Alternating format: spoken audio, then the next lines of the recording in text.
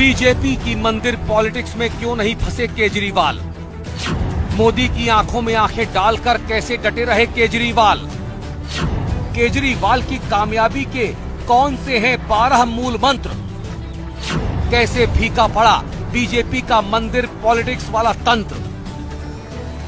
हिंदी खबर के प्रधान संपादक अतुल अग्रवाल बता रहे हैं कि कैसे राम की राजनीतिक लहर के तूफान में जहां तमाम विपक्षी दल तिनकों की तरह उड़ते दिख रहे हैं, वहीं केजरीवाल न सिर्फ अड़े हैं, खड़े हैं, बल्कि दूसरे विपक्षी नेताओं से बड़े भी हो रहे हैं। LG, ED, income tax, CBI और मोटा भाई के तमाम हथकंडों से सफलतापूर्वक जूझते हुए केजरीवाल ने खुद को अटल बनाए रखा है। हिंदी खबर आपको केजरीवाल की कामयाबी के वो 12 सूत्रीय मूल मंत्र दिखाने जा रहा है, जो आज के पहले किसी भी मीडिया हाउस में ना तो बताए हैं और ना ही दिखाए हैं। तमाम प्रोपोगेंडा के बावजूद केजरीवाल सरल बने रहे और अपने सनातनी हिंदू धर्म की पूजा पद्धतियों, मान्यताओं, परंपराओं का पालन करना नहीं छोड़ा। वो जय श्री राम का नारा भी लगाते हैं, हनुमान चालीसा भी गाते हैं और सुंदरकांड का पाठ भी करवाते हैं। यानी बीजेपी के हिंदुत्व वाले ब्रह्मास्त्र से वो डंके की चोट पर मोदी और बीजेपी पर प्रहार कर रहे हैं। केजरीवाल बुजुर्गों को फ्री तीर्थ यात्रा करवा रहे हैं और इससे लोग काफी प्रसन्न हैं। पूजा पाठ और तीर्थ यात्रा योजना के चलते बहुसंख्यक हिंदू वोटर केजरीवाल को एंटी हिंदू नहीं मानता।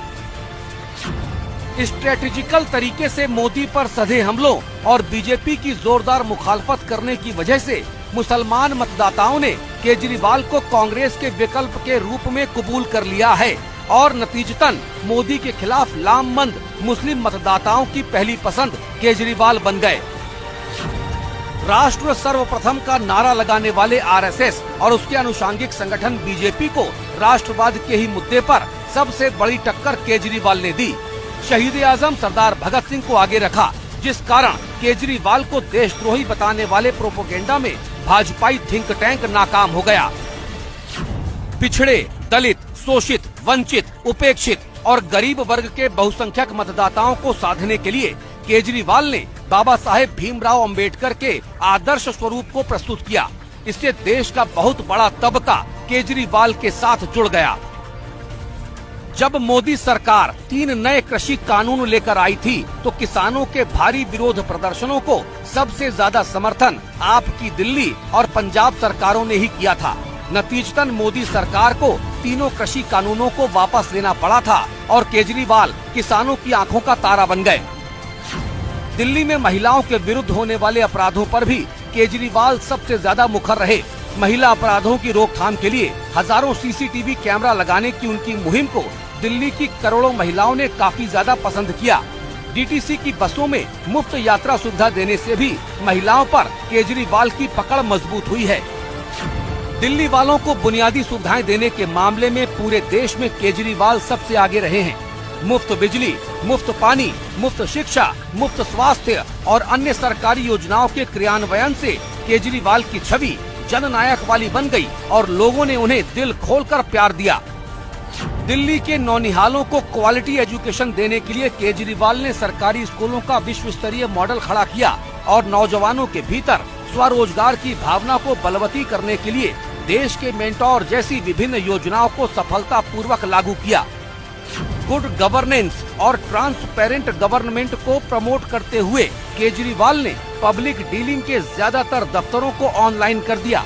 इससे सरकारी कार्यालयों में होने वाले शोषण से जनता को आजादी मिल गई। व्यापारियों और कारोबारियों को सहूलियतें देने में केजरीवाल हमेशा आगे रहे हैं। इसीलिए दिल्ली के व्यापारी वर्ग में टैक्स देने की प्रवृत्ति बढ़ी और तमाम राजकोषीय घाटों को पीछे छोड़ते हुए दिल्ली सरकार आगे बढ़ी। केजरीवाल ने न सिर्फ बढ़ चढ़ कर काम किया, बल्कि मेन स्ट्रीम मीडिया और सोशल मीडिया के माध्यम से अपने कामों को देश दुनिया के करोड़ों लोगों तक पहुंचाने में भी कामयाब रहे। यानी उन्होंने यहाँ पर भी बीजेपी और उसके आईटी सेल को कड़ी टक्कर दे रखी है। 22 जनवरी को जब अयोध्या में प्रभु श्री राम लला की प्राण प्रतिष्ठा हो रही थी, तब केजरीवाल ने दिल्ली को भी राम भक्ति के रंग में रंग दिया। जगह जगह सुंदरकांड के पाठ कराए गए। अरविंद केजरीवाल अपनी पत्नी सुनीता केजरीवाल के साथ सुंदरकांड पाठ में शामिल हुए पूजा अर्चना की।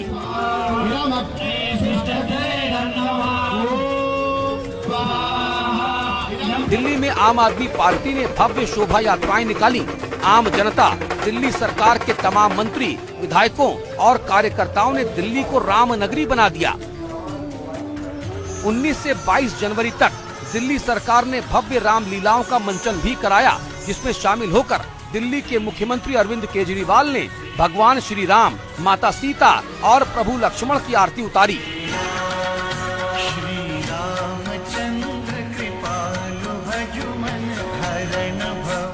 केजरीवाल ने असली राम राज्य की परिकल्पना बताई और कहा कि उनकी सरकार दिल्ली में राम राज्य की स्थापना कर रही है। राम राज्य की परिकल्पना, राम राज्य की अवधारणा, भगवान राम अयोध्या के शासक थे। उन्होंने जो शासन दिया उसको एक तरह से पृथ्वी पे एक आइडियल शासन माना जाता है कि अगर शासन हो तो ऐसा हो। राम राज्य की परिकल्पना, उसकी अवधारणा, उसी की अवधारणा से प्रेरणा लेके हम दिल्ली में अपनी सरकार चलाने की कोशिश कर रहे हैं। हमने ठाना है दिल्ली में कि कोई भूखा नहीं सोना चाहिए, सबको उचित राशन मिले। अगर कोई गरीब है तो उसको मुफ्त में राशन दिया जाता है।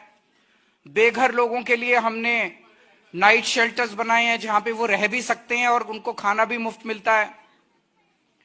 हमने ठाना है कि हर बच्चे को अच्छी शिक्षा मिलनी चाहिए, चाहे गरीब का बच्चा हो चाहे अमीर का बच्चा हो। वहीं दूसरी तरफ इंडी गठबंधन के तमाम धुरंधर दल जैसे कांग्रेस, तृणमूल कांग्रेस, राष्ट्रवादी Congress, Samajwadi party, Janata Dal United, RJD, Shiv Sena समेत तमाम दलों के दिग्गजों ने रामलला की प्राण प्रतिष्ठा के न्योते को न सिर्फ ठुकराया बल्कि बीजेपी के सियासी चक्रव्यूह में पूरी तरह से फंस भी गए।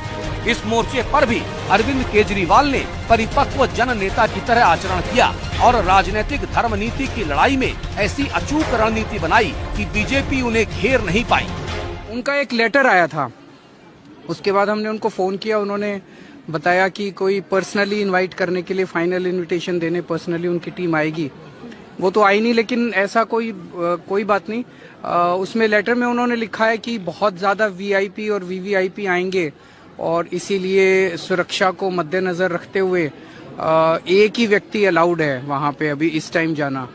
तो एक तो फाइनल इनविटेशन का मुझे नहीं पता, कोई आया नहीं तो कोई बात नहीं, लेकिन मैं चाहता हूँ कि अपनी धर्मपत्नी और अपने बच्चों के साथ, और मेरे माता पिता को भी बहुत ज़्यादा चाव चढ़ा हुआ है कि हमें जाके रामलला जी के दर्शन करने हैं, तो अपने माता पिता, अपनी धर्मपत्नी, अपने बच्चों के साथ में जाऊंगा। हमारी कोशिश रहेगी कि अयोध्या के लिए ज़्यादा से ज़्यादा और ट्रेन हम लगा सकें ताकि लोगों में बहुत उत्साह है अयोध्या जी जाके रामलला के दर्शन करने के लिए। तो प्राण प्रतिष्ठा के बाद हम कोशिश करेंगे कि ज़्यादा से ज़्यादा लोग, ज़्यादा और ट्रेन जो हैं वो अयोध्या जी के लिए जा सकें। साफ है कि अरविंद केजरीवाल की आम आदमी पार्टी की सियासी उम्र भले ही सिर्फ 11 वर्ष की हो, लेकिन अपनी सकारात्मक राजनीति से केजरीवाल ने दशकों पुराने राजनीतिक दलों और घाघ राजनेताओं के ऊपर क्लियर कट बढ़त हासिल कर ली है। खुद को बीजेपी की मंदिर पॉलिटिक्स के चक्रव्यूह में नहीं फंसने दिया और उल्टे बीजेपी के सामने ही एक बड़ी चुनौती खड़ी कर दी है। भारतीय जनता पार्टी ना तो धर्म के मुद्दे पर केजरीवाल को घेर पा रही है और न ही राष्ट्रवाद के मुद्दे पर उन्हें उलझा पा रही है। इसीलिए राजनीतिक गलियारों में ये चर्चा जोरों पर चल रही है कि क्या अरविंद केजरीवाल ने बीजेपी की सियासी नब्ज पकड़ ली है। ब्यूरो इनपुट के साथ अतुल अग्रवाल, हिंदी खबर।